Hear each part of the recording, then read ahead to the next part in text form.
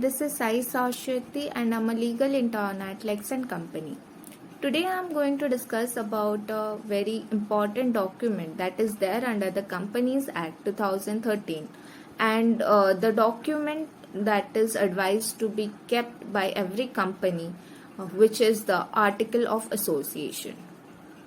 Basically, when a company is formed, there are certain rules and regulations that are laid down along with the objectives of the company operation and its purpose.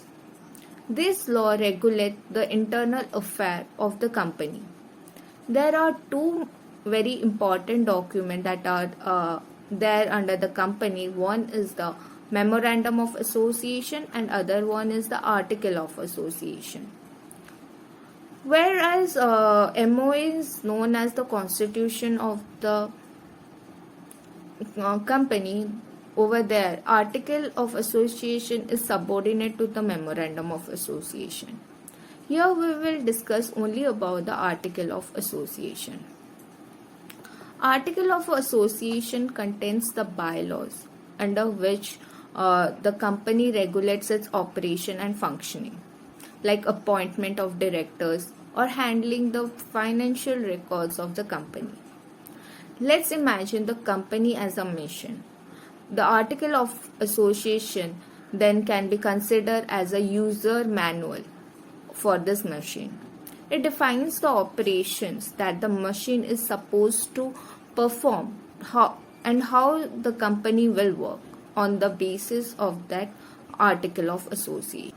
The definition of Article of Association has been given under Section 2 Clause 5 of the Companies Act 2013. It has been defined that the Article of Association of a company is originally altered or applied in pursuance of any previous company law or according to the Act. So there is Article of Association and Memorandum of Association. Article of Association basically talk about the rights of the members that are there in the company. The Article of Association is formed for fulfilling certain objectives that are given under Section 5 of the Companies Act. That can be summarized as the Article of Association must include the rules and regulation for the management of the company. The second one is that the Article of Association must include the matters that have been prescribed under the rules. And the third one is that they do not prevent the company from including additional matter in the AOA or from doing any alteration as may be considered necessary for the functioning of the company's affair. The outsider should know about both MOA and so it is not mandatory for every company to have the Article of Association. There are some companies who can opt for the tables instead of Articles of Association. Just like the public companies limited by share may or may not have the Article of Association. Instead of having Article of Association, they can opt for the Table F. Similarly, Table G is for company limited by guarantee and having the share capital. And Table H is for the company who are limited by guarantee and do not have the share capital. They can opt in for Table H instead of the Article of Association. Similarly, there are Table I and J. Table I is for unlimited company having share capital, and whereas Table J is for the unlimited company who do not have the share capital. So all this company may opt in for the table instead of going for the Articles of Association. There is any requirement of alteration or changes in the Article of Association, then how can it be done? First of all, the board of directors must call a general meeting for the shareholders. In the general meeting, they should propose that what are the changes or alterations that are required in the Articles of Association. And the majority of the shareholder, that is not the simple majority, the special majority that is required for 75% of the shareholder must agree to the changes. and then this resolution for change will be passed. This is given under section 14 of the Companies Act. In case of a public company which is turned to a private company, then the approval of the tribunal is necessary. Over there, the approval of the tribunal, a copy of the approval plus the amendment of the article will be given to the ROC within 30 days.